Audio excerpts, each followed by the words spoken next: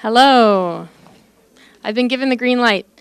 My 2-minute, 1-minute warning thing is really off these days because I have a 4-year-old. I'm like, 5 minutes, buddy. And it's like 15, so.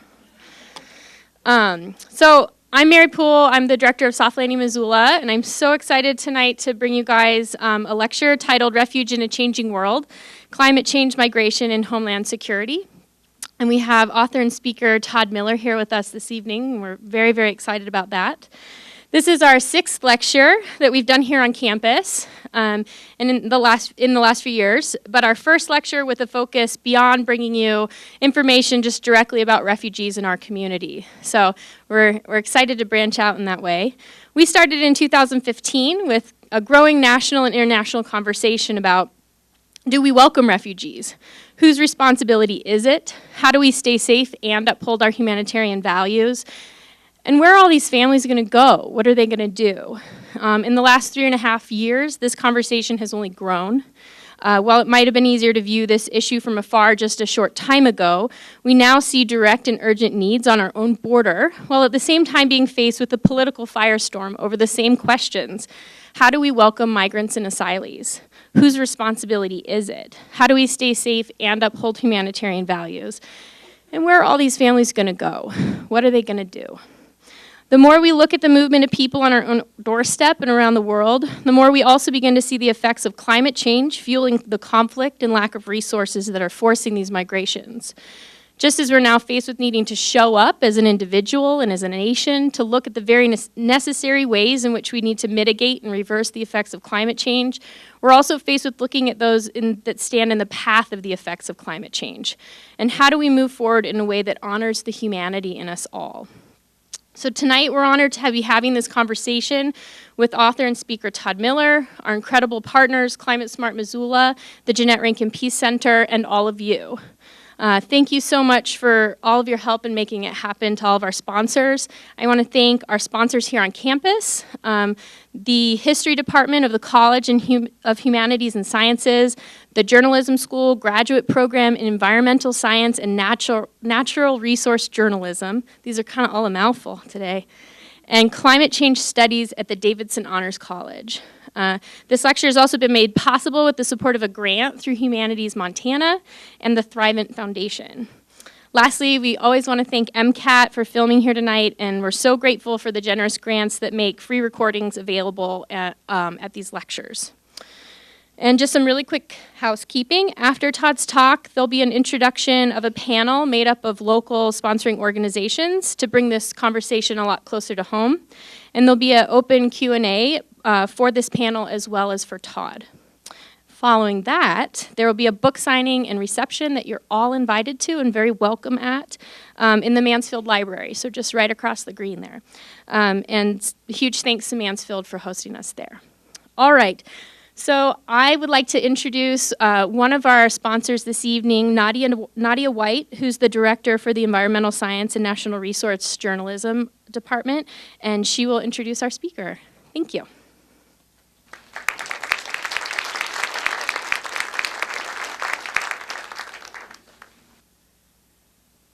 Thanks, Mary.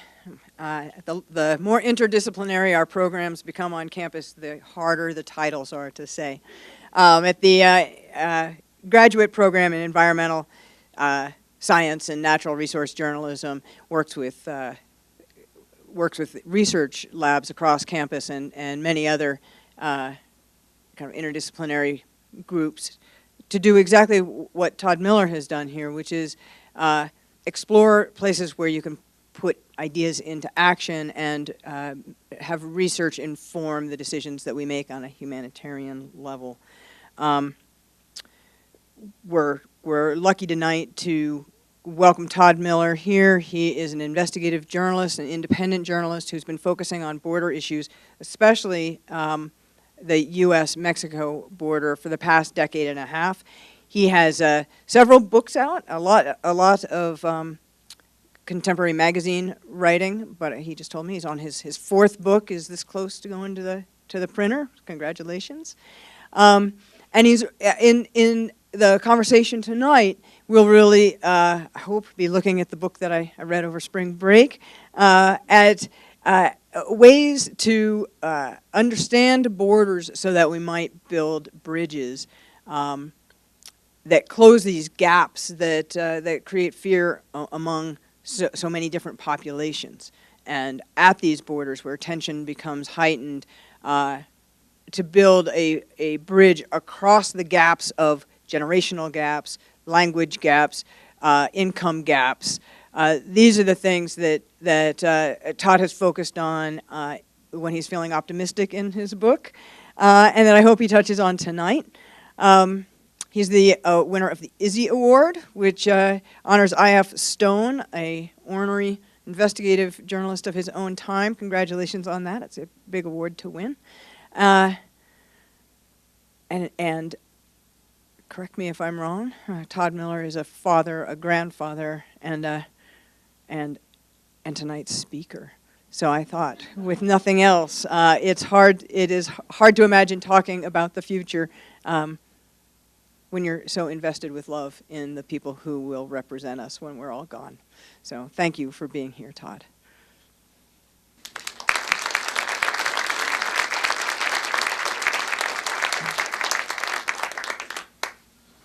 Thank you so much for the kind introduction. Thank you so much for having me here and organizing this, everyone. All the long names that I will never remember. But I'm really appreciative, and it's very much an honor to be here tonight with you all. And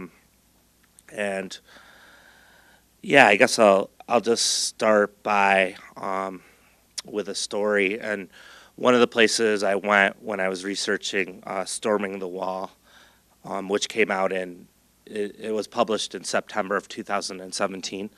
One of the places I went to was the Philippines, to the island where my grandmother was born and raised. And while I was there for the first time in my life, I'd heard about the island all my life, but that was the first time that I had gone there. And when I was there, I was researching Storming the Wall, but I was also trying to connect with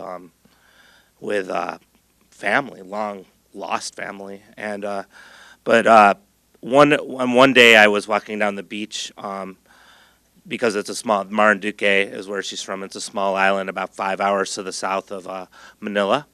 And I was walking down the beach with a guide, and they were actually showing me a community where the sea level had been encroaching more and more.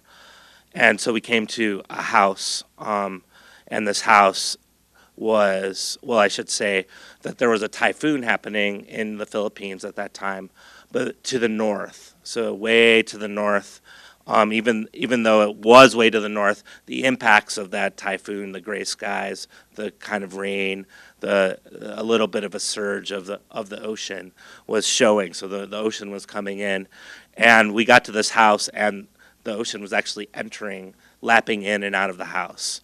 The house had been long abandoned, and I sat there kind of mesmerized by it, watching the ocean waves go into the house, and looking at the house that was like a carcass, like a cadaver, right? It was just kind of abandoned there on the beach now. Whoever was living there, they were no longer living there. And then soon after that, I talked to a fisherman who pointed out to a buoy, and it was about 20 or 25 feet out into the sea, and it was kind of wobbling there. And he said, that's where the shore used to be. And on that day, the shore, showing that the sea had been encroaching quite a bit.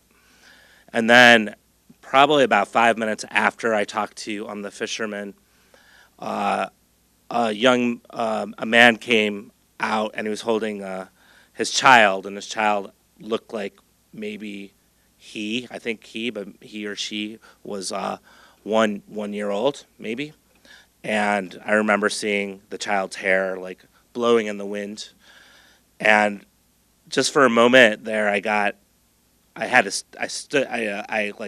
stepped to the side because I got emotional because for one, probably because I was in my grandmother's island for the first time ever, but two, I was about to have a child myself.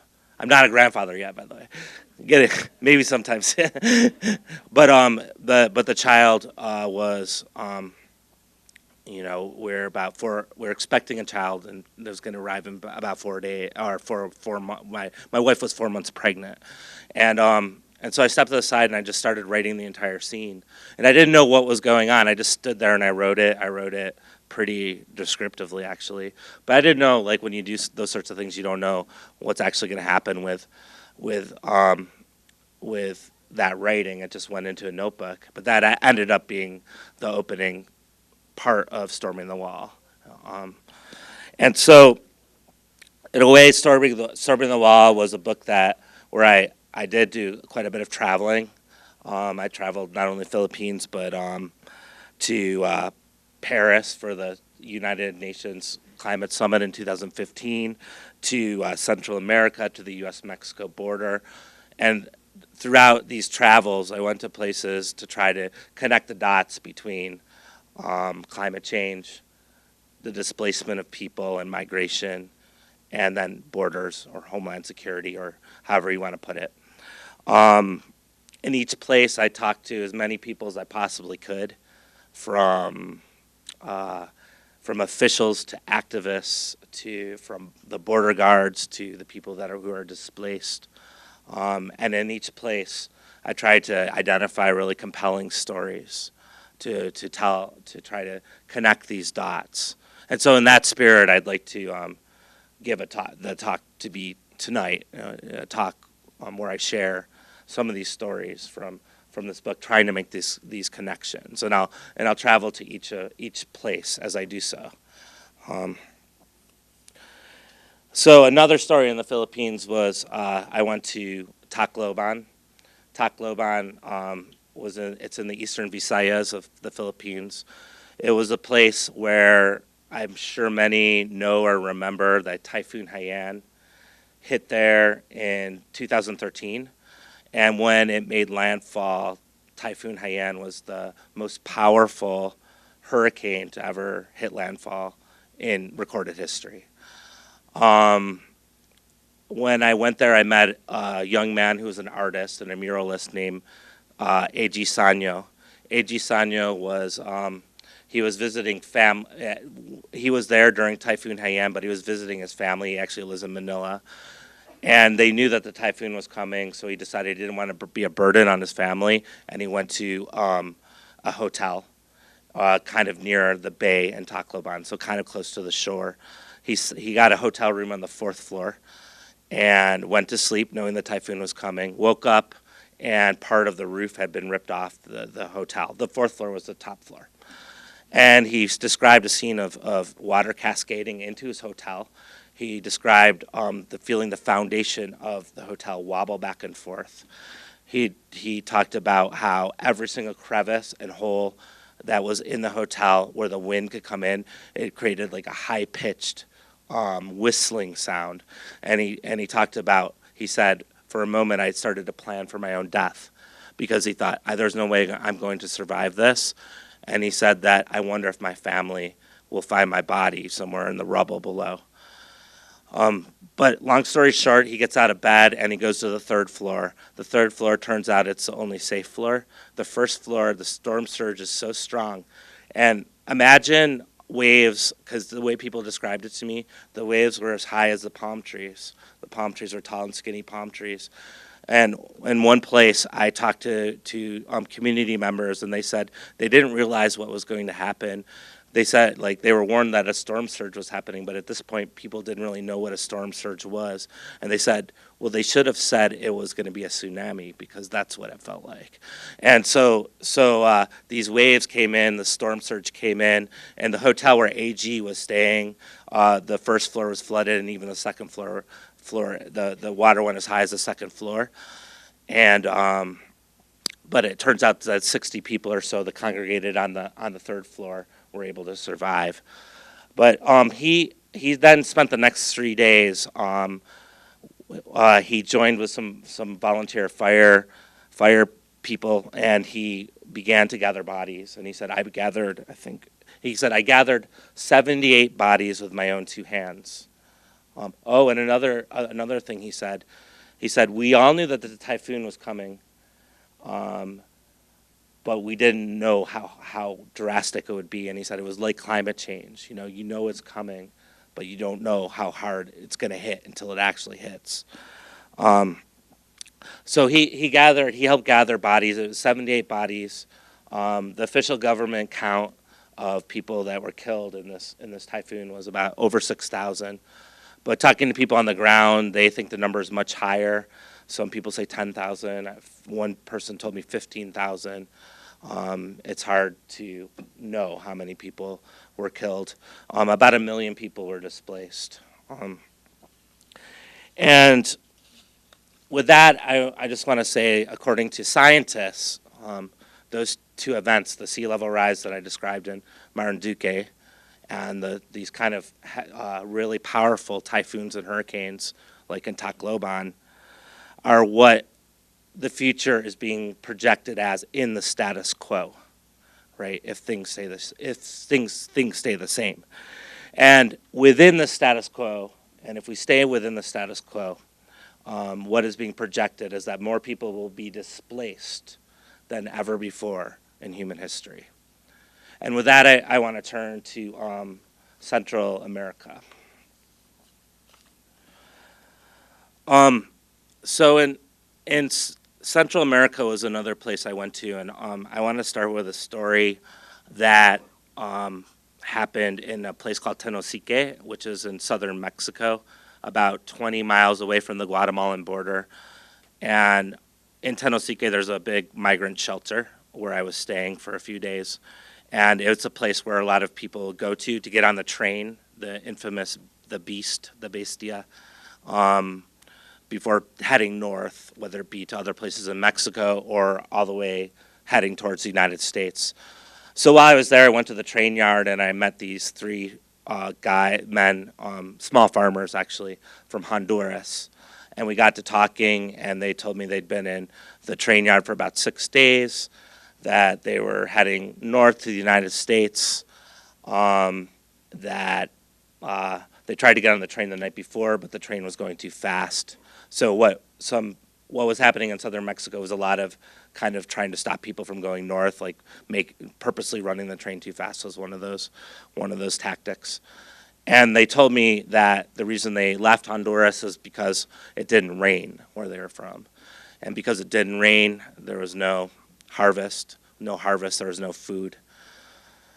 And with no food, there was a crisis. And it turns out they're from a place in Honduras, and a place that actually a region that extends from Honduras to Guatemala to El Salvador, but even in southern Mexico and as far as Panama, that's called the Dry Corridor. And the Dry Corridor in Central America is a place, actually there wasn't even a name for it 15 years ago, but it's a place that's experiencing considerably less rain, and that are experiencing more and more droughts.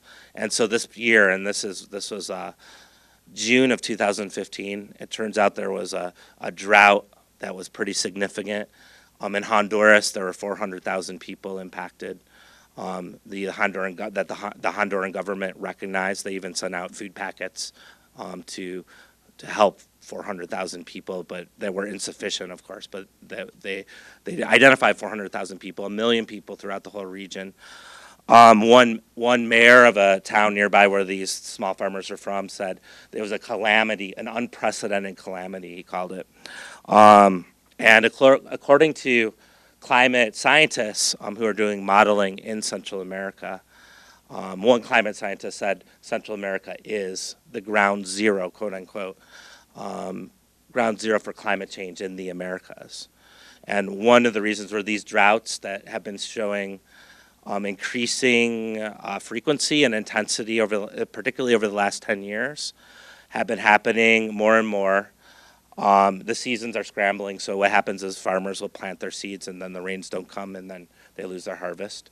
And if things stay the same, they're going to, they're projected to keep on increasing in intensity and frequency going forward into the future. And so even this last summer, there was a drought that was even stronger, it seems. Because I met a person right at the U.S.-Mexico border from Guatemala who he had tried to go in the United States, but he actually turned back. But he described a scenario where he was from, right on the El Salvador-Guatemalan border, where he said it hadn't rained for 40 days and 40 nights. And then I checked into that drought, and the World Food Program said 2 million people were at peril for hunger. So there's these droughts are happening with more and more frequency. So I wondered, on hindsight, really, how many more people were being impacted by what climate scientists were saying it was a phenomenon connected to climate change. How many more people were in that Tenosique train yard? How many more farmers were there? And at this point, it's really important to say that when you're talking about immigration, of course, it's multifaceted. There are multifaceted reasons why people are leaving. It's often like if you're a small farmer in western Honduras and there's a drought and you plant and you have no harvest, well, it's harder to survive when you have no money to back you up, and that's often the case. So what do you do? What sort of adaptation do you do? What is a situation that put you in such a marginalized position where you don't have enough money to handle a drought sort of situation? There's a lot of internal migration that happens to cities where people try to get jobs in factories that are very low paying. There's a chain that often happens where people go to the city and then go north. But the point is that every single family, every single person has an individual story that often involves several reasons and with several factors involved as to why they're displaced and how they adapt to a certain situation to begin with. And as the sociologist Christian Parenti describes what he calls a catastrophic convergence. He wrote this book called Tropic of Chaos, which looks at climate change as well. But the catastrophic convergence is looking at all kinds of crises that you're seeing, and I think it describes what's going on in Central America pretty well. You have to look at a political crisis, which is clearly happening there right now. An economic crisis, well, you have well more than 60% of the people living in conditions of poverty. And his contention is then you have to look at the increasing ecological crises that are happening that are connected with the changing climate. And oftentimes, if you're in a precarious situation already, a climate change situation, a drought, a bad weather for 1 year puts you in a crisis. And that's a lot what we see happening in Central America. But because we're talking about climate change here, I'd like to give you some stats of how different organizations have been looking at the numbers of people who have been displaced by climate change. And one statistic is from the Internal Displacement Monitoring Center is that between 2008 and 2015, they have calculated about 22.5 million people per year are already being displaced globally due to climate change. And then the projections going forward, again, and if the status quo takes hold, the projections they vary pretty widely, but there's projections between 150 million people and 1 billion people by 2050 being displaced due to reasons of climate change. And while those numbers are widely debated, there's lots of debate about those numbers and who's right and who's wrong. And it's really important to stress again that when you're talking about the future's unwritten. The future can change. It might not be this way. These are just projections and educated guesses.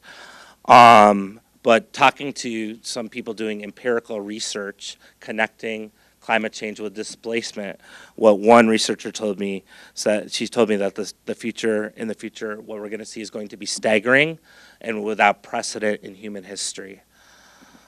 And so what happens again is there's a lot of people when a disaster hits, they'll stay close to home, but you have more and more people that are moving across borders, and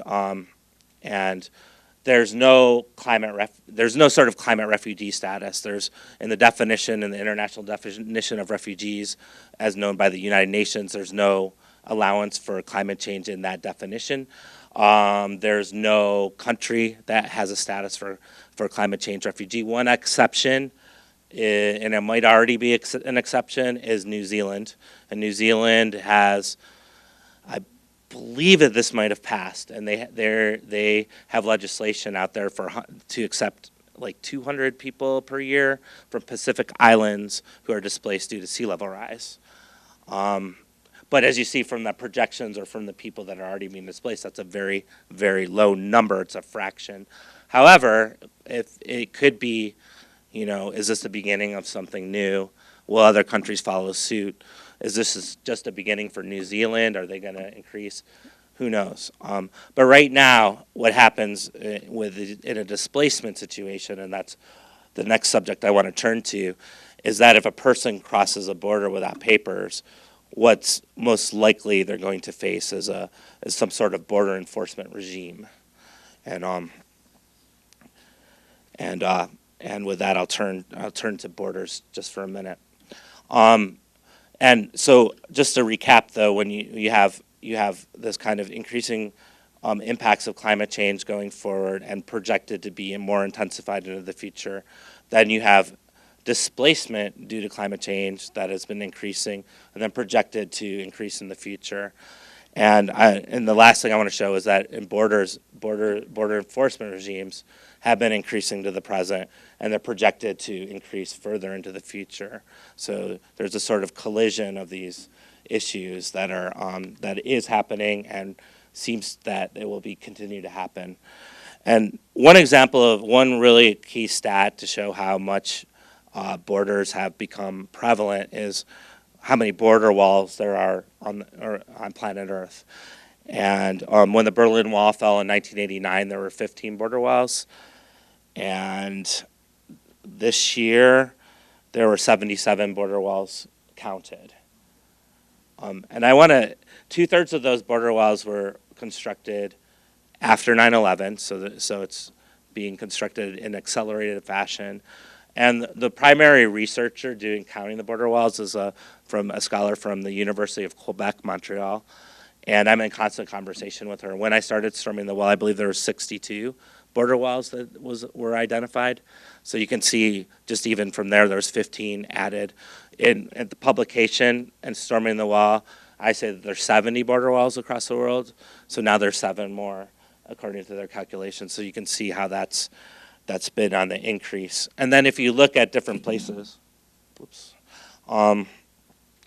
like for example the U.S. border and the trends on the U.S. border over the last 25 years, if you go from 1994 to the present, if you just look at the budgets for border and immigration enforcement, in 1994 through the INS, or Immigration and Naturalization Service, it was $1.5 billion that the U.S. federal government put towards border and immigration enforcement. And last year, 2018, it was $23 billion, which is, if you combine Customs and Border Protection and Immigration and Customs Enforcement, or CBP and ICE, the combination of those two budgets, which is more or less what the INS was $23 billion, a good 15-fold or 14-fold increase. And so what we've seen over these last 25 years is the U.S. is one example. You can see these examples across the world. But what we've seen is this historic expansion of the border enforcement, particularly on the U.S. southern border, but on all U.S. borders, including the northern border, including the Caribbean. And you have 650 miles of walls and barriers. Border Patrol agents have gone from 4,000 to 21,000. There's 12,000 implanted motion sensors along the 2,000-mile U.S.-Mexico border.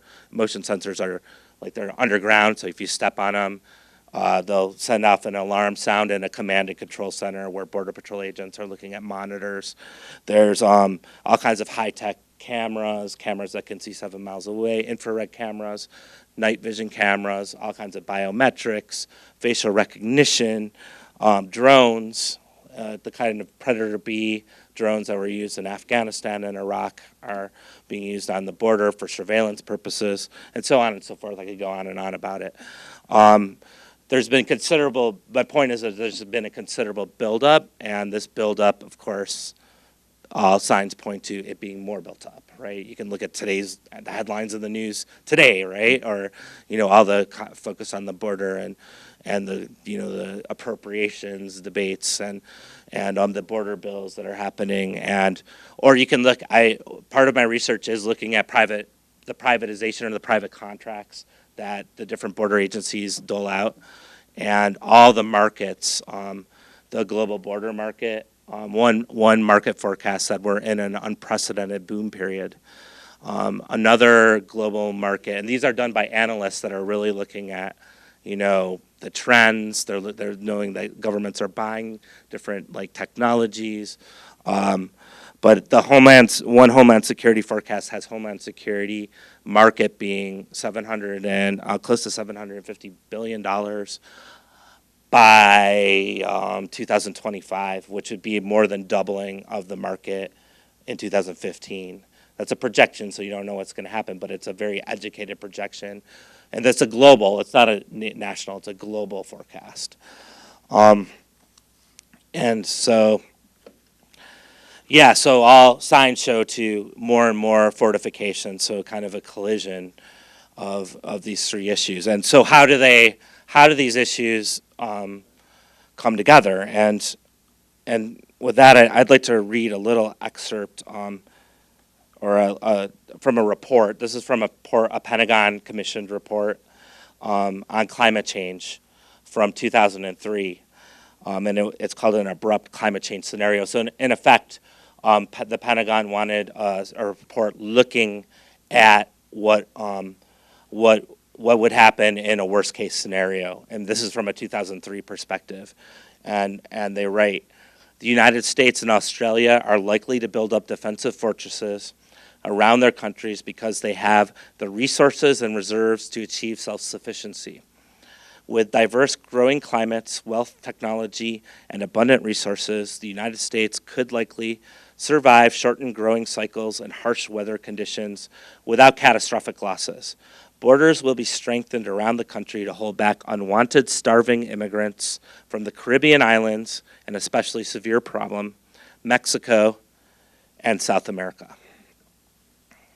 I always note in this excerpt that they forget Central America, and I have to think of that people caught that thing that I think it was Fox News that called Central American countries the three Mexican countries. Did people catch that? Yeah. So I wonder, they don't put Central America in this assessment, but I really think they mean that, they mean Central America as well. And so the report, the kind of assessments became more polished. And for example, in 2007, the U.S. Congress, or House of Representatives, issued a directive to the National Intelligence Council to bring together scientists and military analysts to do some projections on climate change. And one thing I want to point out, because in referring to this particular study, is that with the Trump, could be kind of confusing with the Trump administration, since the Trump administration is, very confidently speaks out against the existence of climate change and has really been renowned and is calling it a hoax, and has called climate change a hoax in many different venues, and really scrubbed even the word clean from different departments and different reports. But at the same time, I think it's important to realize that there's many moving parts in the government, and some of the moving parts are the Department of Defense and the Department of Homeland Security. And when you're talking about the DoD and the DHS, they have risk assessors who are the most, that look from the viewpoint of national security interests. They're very clear-headed, right? They look into the future, like 30, 40, 50, 100 years into the future, 10, 20 years. And there's no possible way that these assessors are going to deny what is a 97% consensus of scientists around climate change. And so that's exactly what's been happening. And this report from 2007 that I just referred to, one of the big points they make at the beginning is that it takes 30 years to bring a platform to the battlefield, like a military platform to the battlefield. So they're always looking 30 years in advance. And so the 2007 report, you have, looking at different temperature, warming scenarios, every single one of them mention, it's not exactly the same as, they don't use the word unwanted starving immigrants like in this report, but it's pretty much a more polished version of saying the same thing, that there's going to be a lot of immigration upheavals and that borders are going to be built up. And so following that report in 2010, climate change was officially declared a national security threat for the first time, which sent a number of things into play, mainly the quadrennial reviews of the DoD and DHS, and I'll talk about DHS. The quadrennial review is the most public statement of mission, and it comes out every 4 years. So if you look at the 2014 quadrennial review of Department of Homeland Security, you see climate change mentioned for the first time in many different ways. But one way, what happens is that it's applied to the mission statement of DHS, and the mission statement of DHS is, it's a 5-point mission statement. It's immigration enforcement, border enforcement, counterterrorism, cybersecurity, and a critical infrastructure. And so when there's a threat that's identified, among many others, the threat goes into each of those things. And so when you look at the border security aspect of it, you see them describing what's going on in Central America, including the very drought that those 3 farmers that I met in Tenosique were suffering from as they headed north to the United States. And it says that we may need to prepare our borders for mass migrations. And so with that, I'd like to end the talking part of this, my talking, asking a couple questions about all of this. And one of them is this inevitable, right? Like often when you talk about the future, again, it's really important to stress how the future's unwritten, that it could be rewritten, that many different things can happen, that when you talk about what's coming down the pipe, we're speculating. A lot of it's educated speculating. There's probably things set into process that you can't stop now. But is there stuff that can be stopped and stuff, is there changes that can be made? And really, one of the things I wish I would have done while studying or researching Storming the Wall, the 2 years that I was doing it, was catalog all the different people doing all the different things all around the world in many different places. Around these issues, around climate change, around immigration, around all these different issues, just like here with soft landing and climate smart in Missoula. There's so many organizations that if you cataloged all of them, you'd have something really gigantic, a big, thick book, much thicker than the climate assessments. And I want to end on one example, and this example takes us right to the U.S.-Mexico border, and that example happened. For people familiar with that area, there was an ecological restoration project that's happening just to the east of Agua Prieta Douglas, Arizona, Sonora, and so while I was doing the research, I went out a few times to this area, and it's right on the it's right on the border. So one of the first things that my guides there showed me was actually a part of the border wall or border barrier that was about a quarter mile inland into Mexico, and so I'll tell you how that happened. On 2014, there was a Hurricane Odile, the remnants of Hurricane Odile. So Arizona is not known for getting nailed by hurricanes, but we're getting the remnants of hurricanes these days. And Hurricane Odile just unleashed tons of water over the Chiricahua Mountains. And the Chiricahua Mountains so all this water rushed through out of the Chiricahua Mountains down the dry washes, and it just became like flash flood galore, right, heading straight for the border. When it hits the border, it smashes into the border. Now, Arizona there's barriers or walls on all of the border except for where the mountains are. So it hit the border and it took down the border wall, really, and parts of the vehicle barrier what they were showing me was a vehicle barrier, and it took a quarter mile into Mexico, and so that was the first thing they showed me, this vehicle barrier, and it was literally being devoured by planet Earth, right? So there was like soil on it. There's purple flowers starting to grow off of it.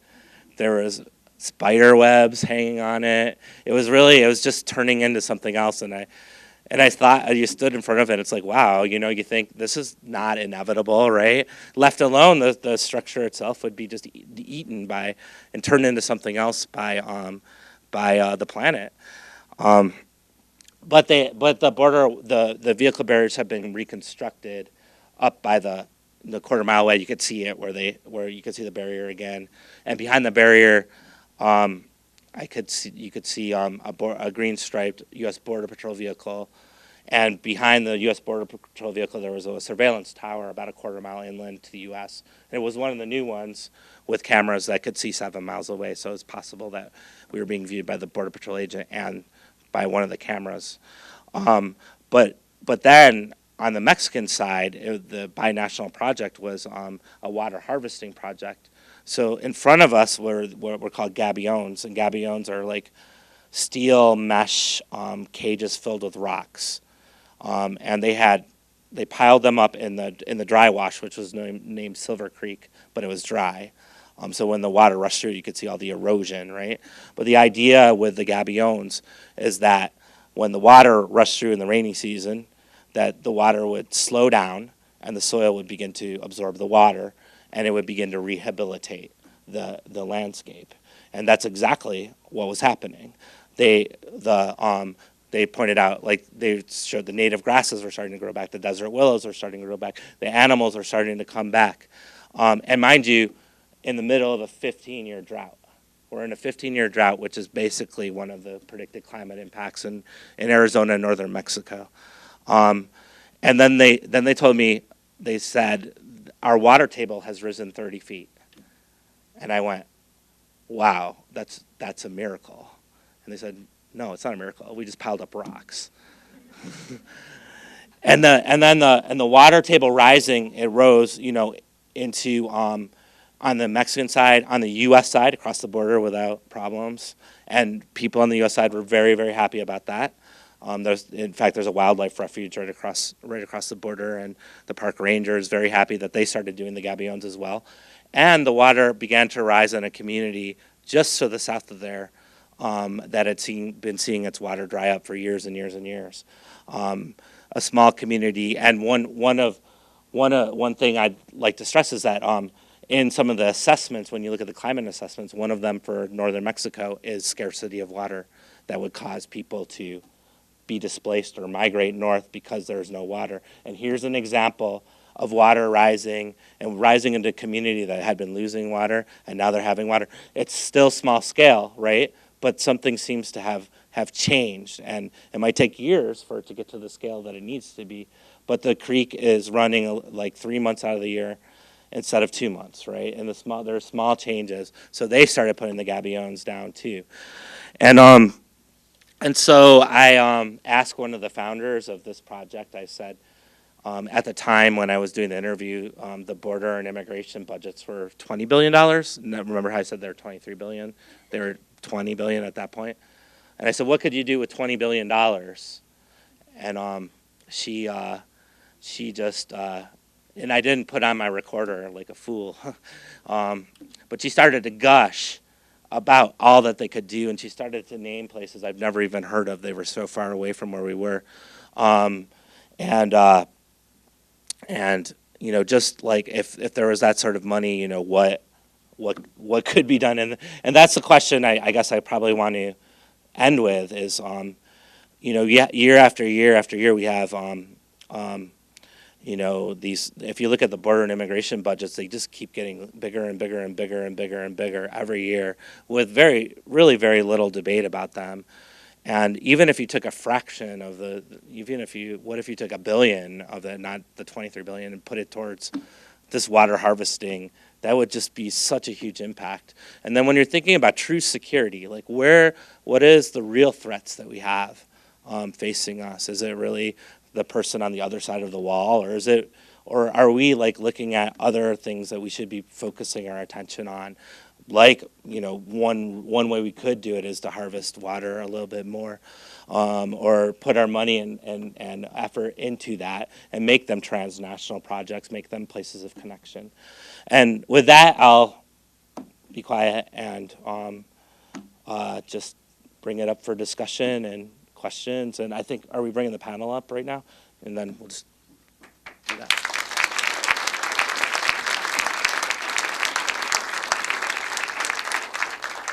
Do you want me to sit down? Yeah, go for it. There's 4 seats, one for you. Right here? Yeah, perfect. Thank you so much. Those are amazing stories and stories we don't get to hear a lot of, so thank you. So just to continue to bring this a little bit further even to home and to our neck of the woods, we thought we'd pull up a panel of local experts and nonprofit leaders that all were partners in this, creating this lecture. So we have folks here from Soft Landing, Climate Smart Missoula, and the Jeannette Rankin Peace Center. And so from Soft Landing, Clem will be on the panel, and he's a board member of Soft Landing. And he taught at the University of Montana School of Journalism from 1990 to 2013, after a 23-year career in newspapers and magazines. He received a BA from Stanford University in political science in 1966 and a JD from the Golden Gate University in 1975. And he's been a founding board member of Soft Landing, Missoula, and currently tutors and mentors many refugee individuals who have recently arrived. So we'll invite Clem up.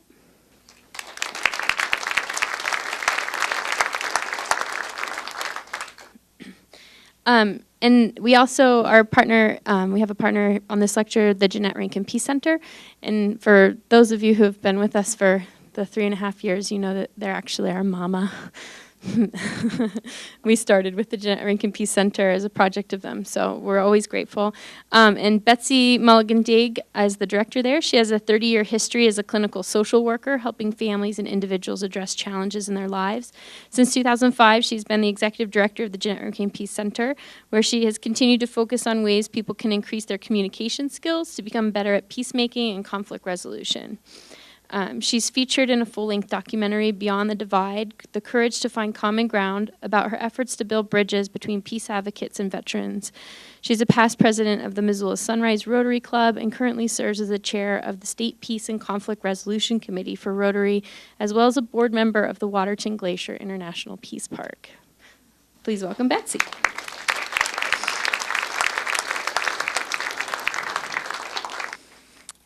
Okay, and we also have our partner in Climate Smart Missoula this evening, and I'm going to welcome Abby Hseth to the panel, and she's the outreach director at Climate Smart Missoula, where she works on a variety of programs and community engagement efforts. She has an MS in Environmental Studies from the University of Montana, and while a student, she attended the UN COP21 Climate Change Conference in Paris. From 2015 to 2018, Abby coordinated a Missoula-based group, Faith and Climate Action Montana, helping engage faith communities on climate and environmental issues. She received a BA in Religion and Middle Eastern Studies from St. Olaf College in 2008.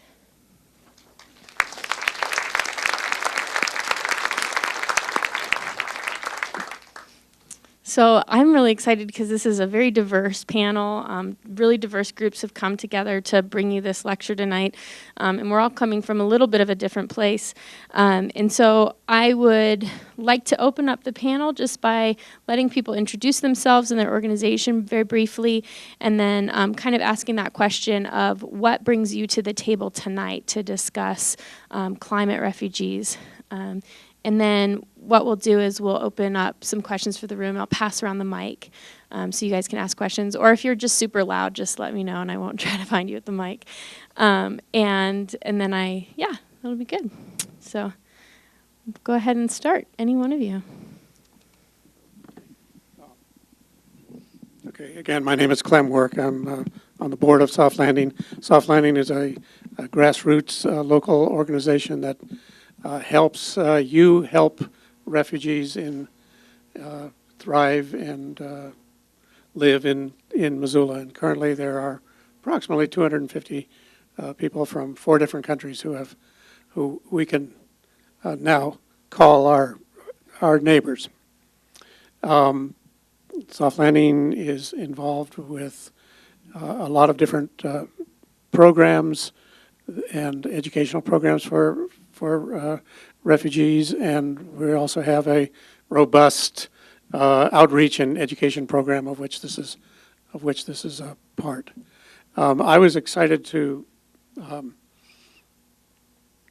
help organize this lecture because I think it's time for us to sort of take a look at the big picture, not just the countries, not just refugee resettlement as it is now and the countries that the refugees who have settled here come from, but the bigger picture of refugees and displaced people in the world, and many of them pushed by climate change. So when I saw that Todd had written a book with these 3 different very strong dynamics of hardening of borders, refugees, and climate change, I suggested to our board and to our director that we needed to have a discussion about this. So I just want to thank Todd for coming up here and laying these questions at our feet, and I'm interested in continuing this conversation. Clearly, climate refugees aren't going to land on our doorstep tomorrow, or have they already? They probably have. It's an issue that needs further defining, perhaps, more stories about it told. But clearly, this is something that we're beginning to be more involved in, more engaged with. Clearly, the definition of who is a refugee is perhaps going to need to change to encompass people who leave because they are fleeing because the little peninsula that they lived on got wiped out by the ocean. So anyway, lots of questions. I'm Betsy from the Jeannette Rankin Peace Center, and we've been in Missoula for a while now, and our work is around peace, and we define peace. Todd spoke about a convergence, which I think is kind of what we've been looking at, is that peace is about, first, how we conduct ourselves, nonviolence, and secondly, about how we treat other people, social justice, and thirdly, about how we walk on this planet. And all of those things are important to peace. Peace cannot be attained if any of those are ignored or neglected. And so we focus on the connections that we make with each other, the conversations that we can have with each other, and the education that we all need to keep working at for ourselves and for each other. So, I'm thrilled to be here, and Todd, thank you for this book and your work, because it brings to focus the idea that it's all interconnected. We know that intrinsically. We see proof of it all the time, that we're interdependent. It's all connected. All of the things that we're facing as a people are interconnected, and we are interconnected.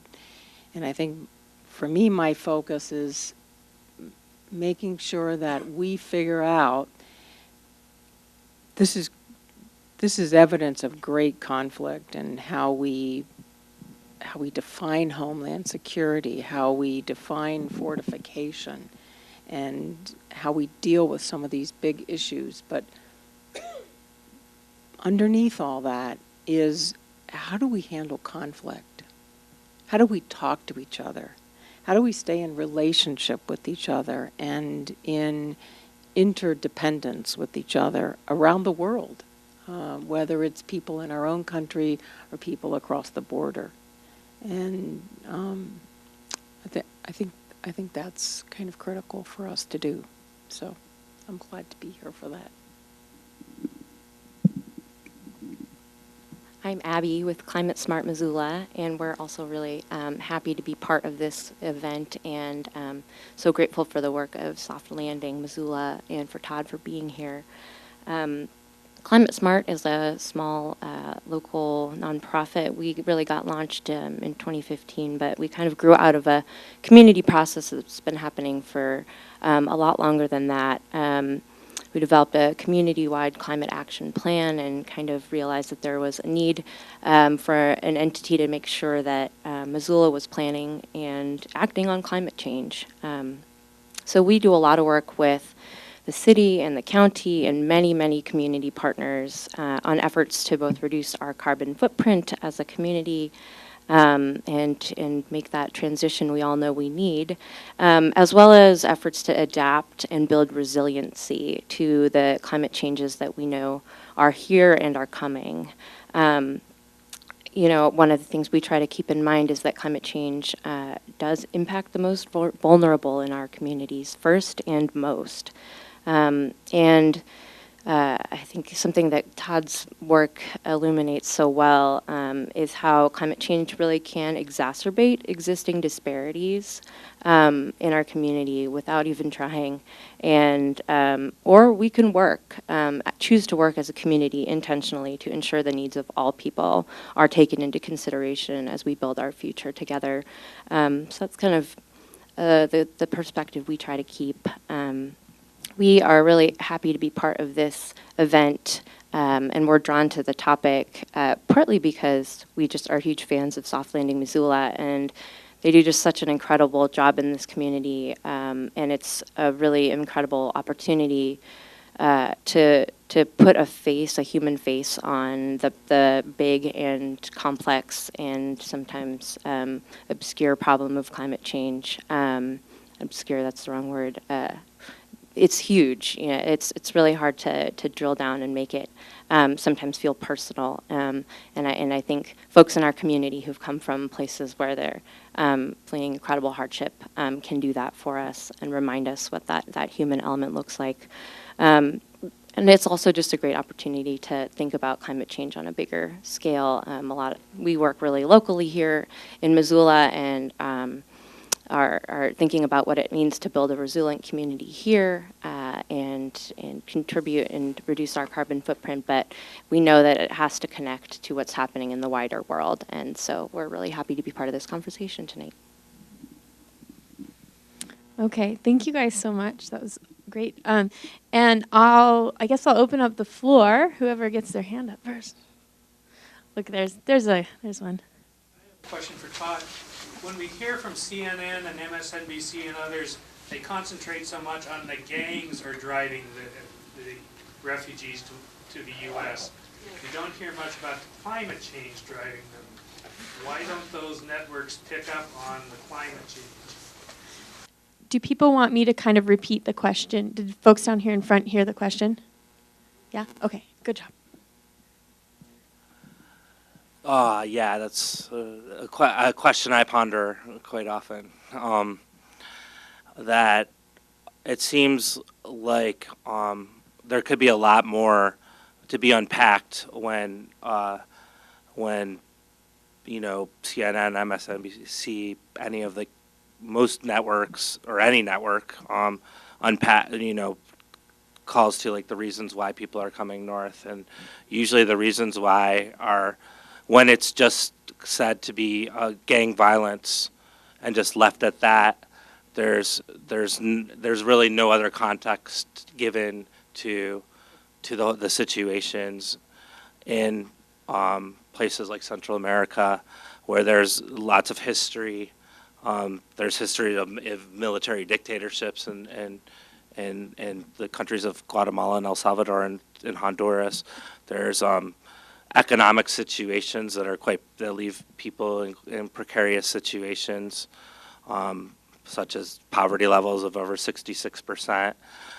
They get really much higher in rural areas. And the rural areas tend to be a place, again, where if a climate situation happens, such as a drought, which is happening more and more with more and more frequency in Central America, it's going to hit a small farmer probably in an obscure town, and who knows what they'll do, right? And though they might go in a crisis situation, they might then move. Somebody in their family might move to the city. In the city, there might be more, neighborhoods where there's gang activity. So then the other layers of the story are hidden. What I think the news media doesn't do enough of is unpack these situations, the root causes of why people are going, whether it be the climate, ecological situations, whether it be like the histories that have led to why so many people are marginalized in Central America and other places. There's a lot more that can be done by the news media, in my opinion, and they don't do it. They don't do a sufficient job when they just explain it in one particular way. Anyone else on the panel have a comment on that? Next question.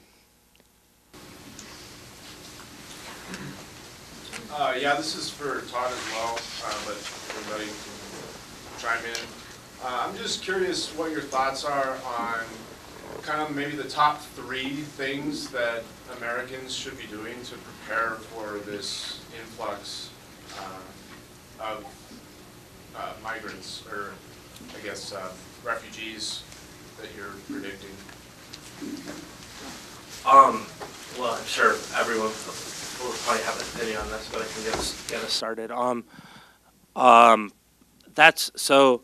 One of the things that is, it's hard to say what's going to happen yet, right? When you look at the assessments from the different, like the DHS assessments or the DOD assessments, you see a lot of talk about mass migrations, and then the preparation, like then the ensuing, like one of the ways to prepare is to build up the border more or do other things like that.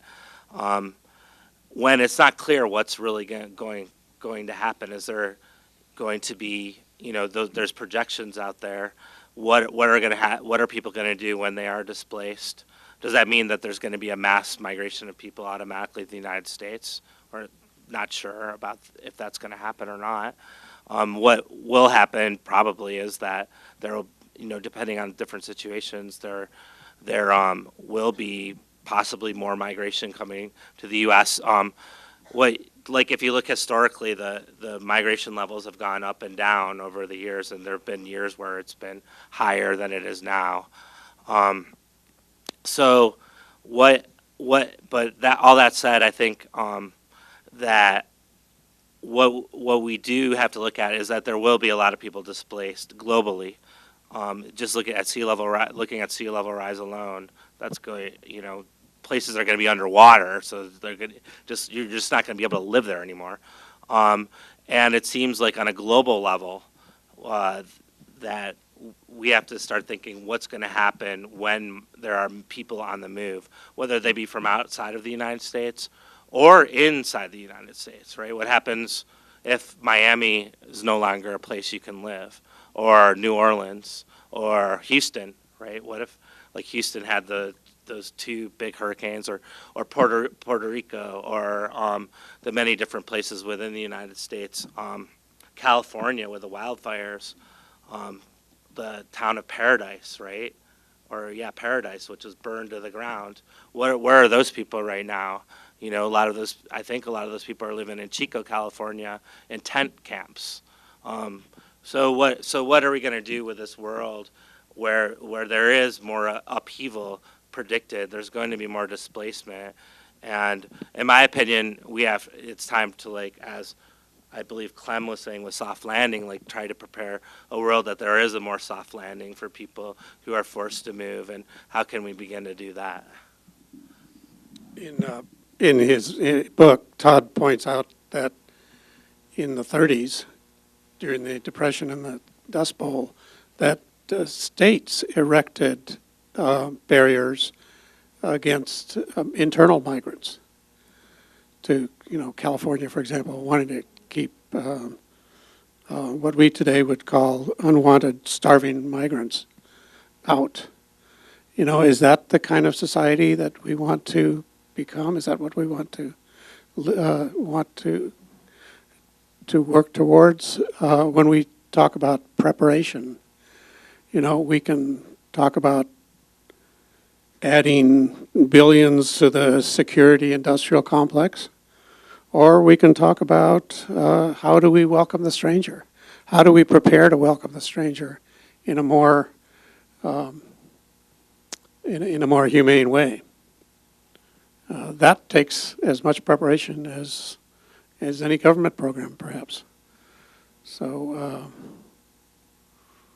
preparation can take many different forms.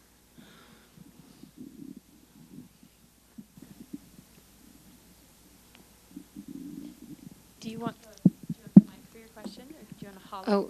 You're going to talk. Yeah, just Mary, I'll jump in here just real Good. quick. From Climate Smart's perspective, I think preparation is a good theme. One of the things that we are doing here as a community is trying to really understand what our climate vulnerabilities are. I think the question around migrants, as is very clear, it's not just folks coming up from outside the country, but from within Montana even. And this is a question we're really just starting to ask. And so it's a little bit premature. The science really isn't there yet to tell us what the models or what the projections look like as far as people, an influx of folks coming into Missoula looks like. Our county growth plan predicts about 1.5% pretty steady growth over the next 20 years or so. It's hard to say, how much that'll change, how much that will be impacted with folks moving to Missoula for a variety of reasons, whether climate related or otherwise. But I think one of the things we can do is, as a community, be intentional about that planning, trying to understand our vulnerabilities, and something we've embarked on recently, just end of the last year. We're working with the county and the city on a countywide climate resiliency planning process. We had a great workshop back in December, and it's kind of the process will be unfolding through the rest of this year. With stakeholders from sectors from forestry and agriculture to energy to business, trying to understand how we as a community can prepare for changes for a wide range of climate scenarios in the future, including possibly an influx of folks who are coming from places that are worse impacted by climate than we are. It's also, there's the particular climate impacts of our place throw a wrench in things too, and make that a harder numbers to understand and get our brains around, partly because of our particular changing conditions, those late summer conditions of additional heat and wildfire smoke.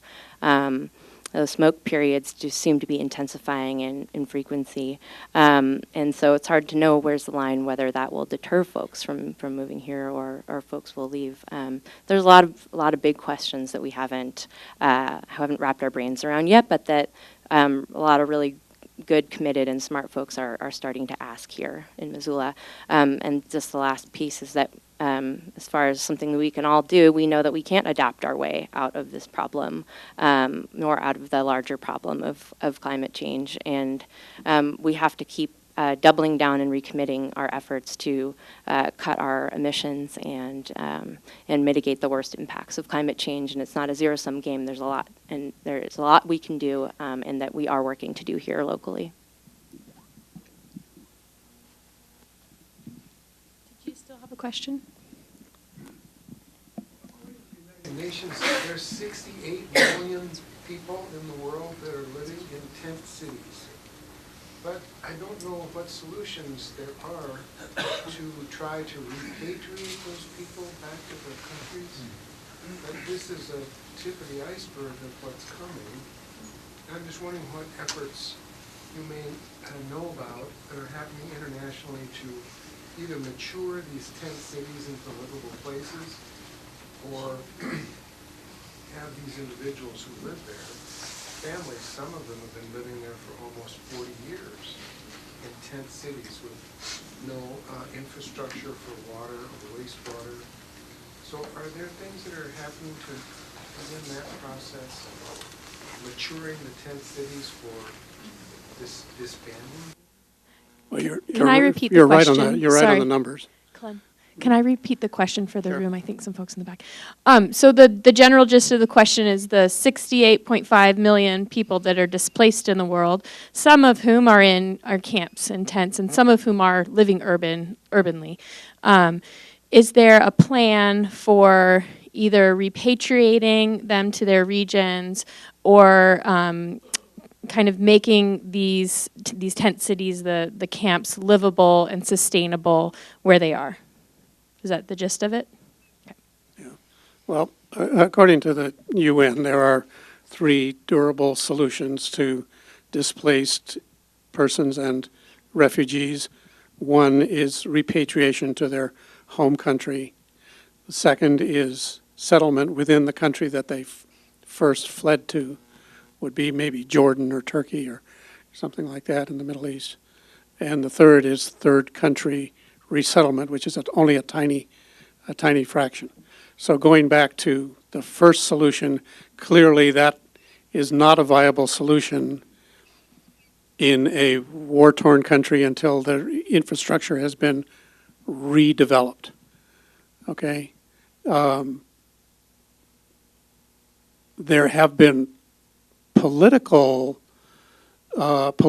motivated stabs at the idea of repatriation, but it doesn't really seem to be going anywhere because of the impracticality of that in many situations. The middle solution of permanent settlement in a third country, unfortunately, you can point to instances where people have been in limbo for many, many, many years.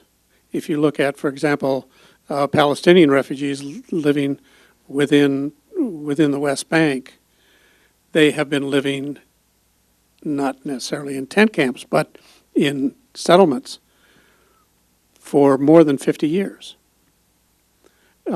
People who came here as refugees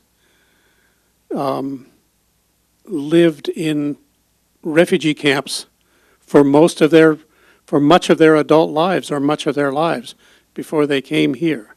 So how do you make, I guess I'm kind of turning that question into a question, how do you make whether it's a tent camp or a bunch of buildings, how do you make that a permanent viable solution? That again seems to me very, very difficult.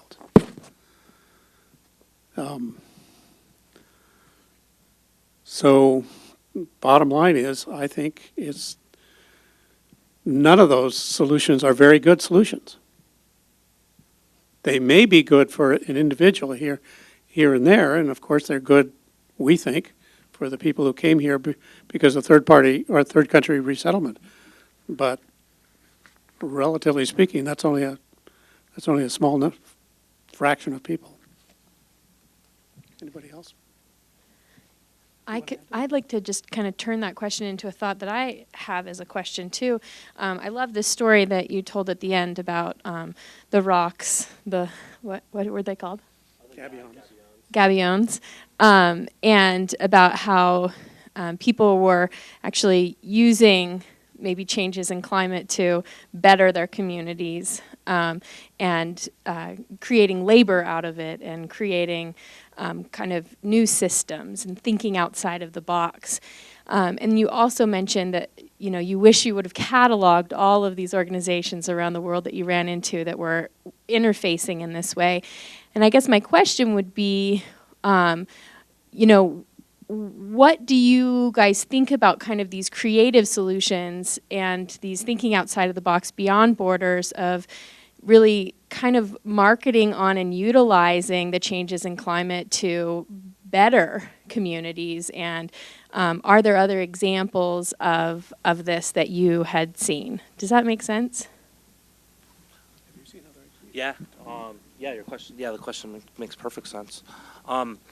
In terms of that's one cross-border ecological project among many, just in Arizona, that are happening, and cross-border, binational, where the concern doesn't end at the border. It's understanding that the ecosystem doesn't really respect the political man-made borders, right? So there's a lot of projects out there. It seems imperative. I mean, it seems like that's a key answer. One of the pushbacks I've got on this before was, oh, you're talking about small scale projects, and maybe so, but maybe the small scale projects and the ideas of that maybe they can get bigger, or maybe they can be more expansive. And this idea of the border as not a point of contention, but a point of cooperation, and that a border as a place where people come together, rather than people coming apart, seems imperative as we go, as the challenges of the century, when you think about climate change and the projections therein, right? Like the challenges entail people coming together and organizing, thinking out of the box, thinking more creatively, and thinking about the betterment of their communities at local levels, and then hopefully that it becomes contagious, or maybe by force, but it becomes contagious and expands to further areas. I'm not in the habit of quoting the Pope, but I like something he said yesterday in Morocco.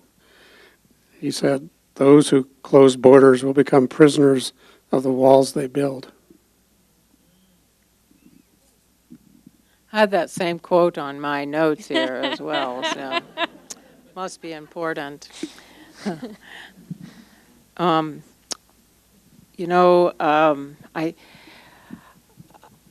I think, though, we can all agree that we cannot rely on the systems that we have right now for solutions. The systems that we have right now they're failing. They're not able to handle the problems. They're built on an old story, win-lose way of thinking. And what is happening is some of these things around the world that are happening, eco solutions, people coming together to build things, to solve problems in their communities. And to me, that is the hope of the future, is that people, not relying on governments or systems, people are picking up the pieces and trying to solve issues. And our task, I think, is to connect all of those together, is to build this massive spider web of these things that we can support together, because that's people working together to rebuild a system that will work for us, that will take into account the things that are important to us. And that, to me, is change that is hope.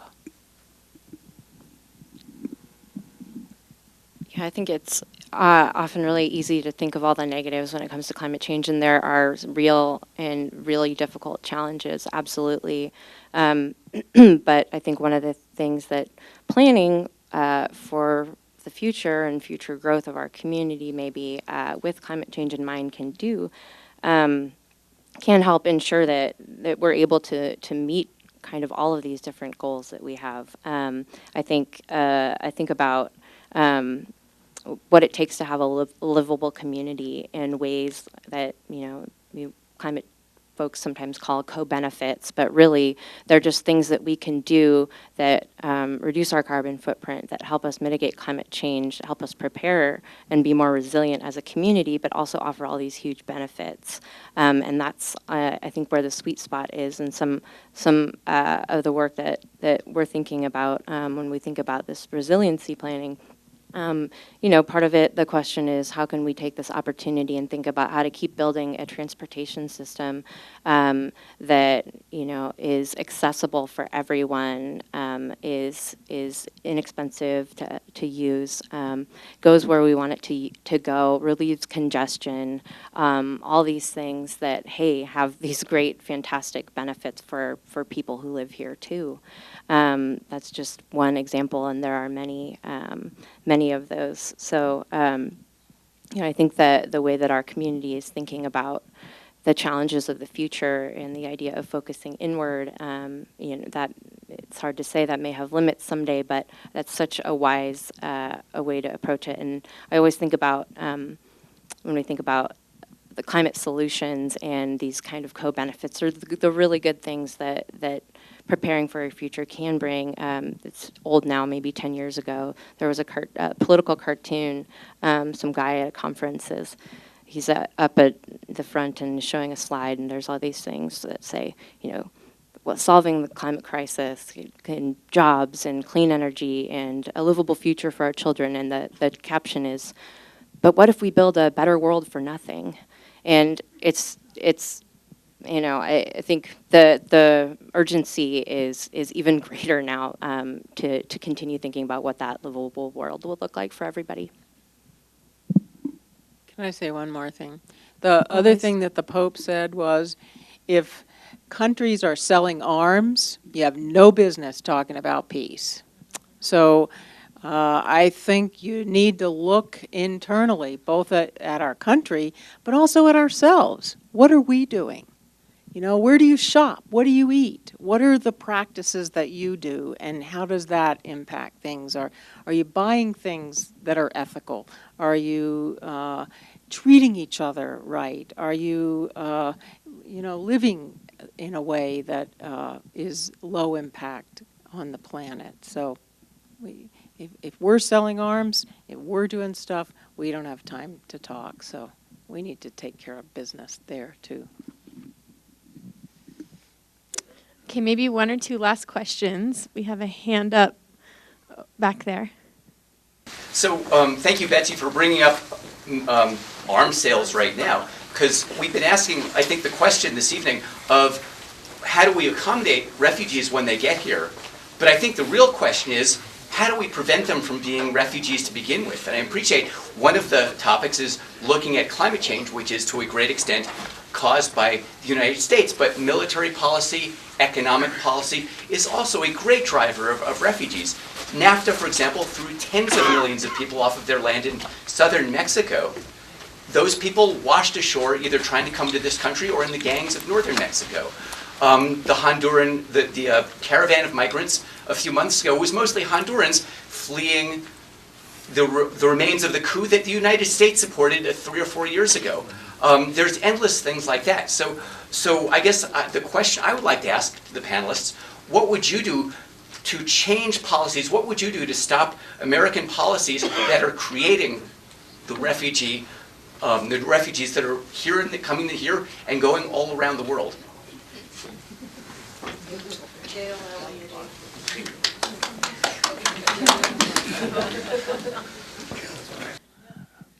Yeah, I personally think you raise really important points. Just thinking about Central America, the like the armed conflict, 36-year armed conflict in Guatemala that was spawned by a 1954 coup that was instigated by the Central Intelligence Agency that ousted a democratically elected president of Guatemala, Jacobo Arbenz, who was trying to distribute land in a different way that irritated the United Fruit Company, which is a Boston-based company. And all of a sudden you have, out of that, an ensuing 36-year conflict with a lot of repression, what some people have called the Mayan Holocaust. And there's just no way you can look at the contemporary history, contemporary life in Guatemala without taking all those elements into mind of historic militarism. And when you look at, especially when you look at from a U.S. policy lens, historic militarism and the kind of economic oligarchies that have been supported or exacerbated or have been done by the United States. And then there's a lot of there's a considerable amount of that to be reckoned with, especially when you're looking at people leaving countries. And now it's like I keep going back to the idea of this idea of the catastrophic convergence of parenti, the idea that there's a political economic crisis, and then there's this increasing ecological crisis. So when you look at climate change and you look at historic emissions, right? The carbon emissions of the U.S. are 700 times more since 1900 than all three of the Northern Triangle countries combined.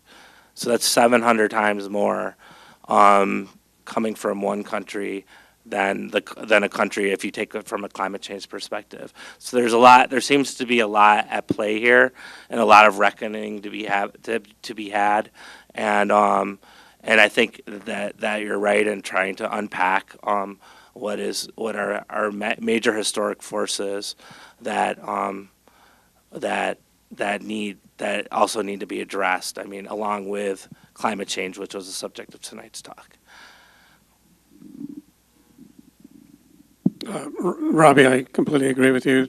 Never before in my life has the importance of political engagement been so critical, whether it's voting, whether it's advocating, whether it's running for office, whether it's doing something to ensure that the political process is working in our favor, if that's possible, rather than against us.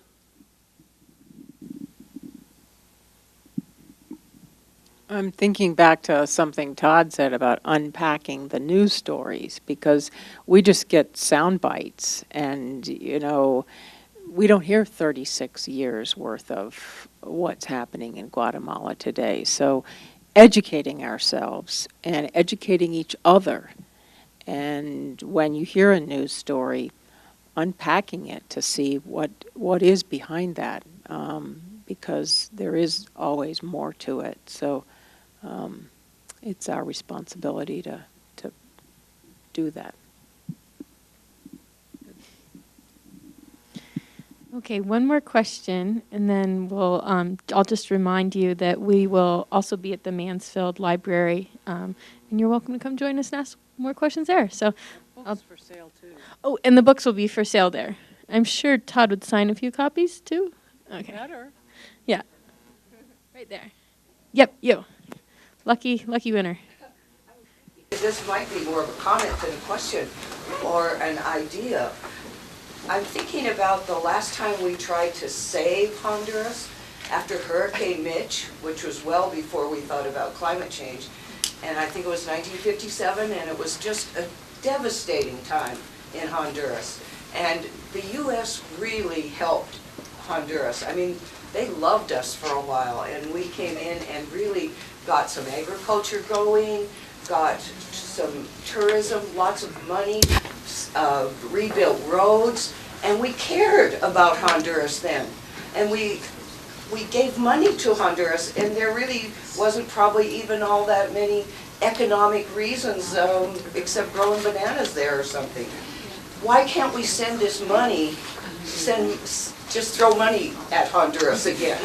We did it out of the goodness of our hearts one time, and it doesn't seem that hard when you look back at what we did then. And and it was very helpful. I'd like to see, instead of what we hear today on the news, where we're going to cut the money off, why can't we focus on helping them have some sustainable agriculture again and fight climate change, like, throw money at them. Because they want to stay in their own country and their own culture too. And we did it before. I think we could do it again. Yeah, I think, wasn't Missoula Medical Aid, didn't that come out of the Hurricane Mitch? I've been with them to Honduras. It's amazing. Yeah. Yeah, I mean,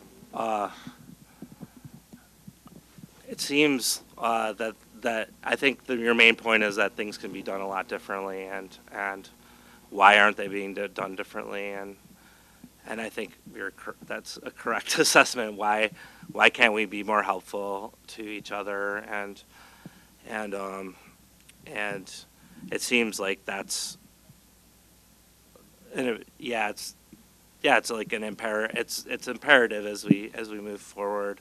And also, I mean, considering the other point that was brought up too, like there has been some, like for example, with the Central American Free Trade Agreement, as NAFTA was brought up as well, there's been some, opening up of the borders are opened up for corporations, for mining companies, for extractive industries, for that sort of thing that you're seeing throughout Honduras, from companies from the United States and Canada, but they're closed down for individual people who are being displaced, sometimes by those very companies. And so one question is why are these companies, why isn't there like a border patrol trying to stop these companies from going in, or like if a company like puts, poison somebody's water supply, as this has happened many times with mining companies, why isn't there an ICE, that's going to put them in detention? There simply isn't. And so why is there like a free, like crossing a border for one set of people and one set of circumstances, while for the individuals who are most likely displaced, the borders are shut down, and it seems like that's the world that we've got to reckon with and change.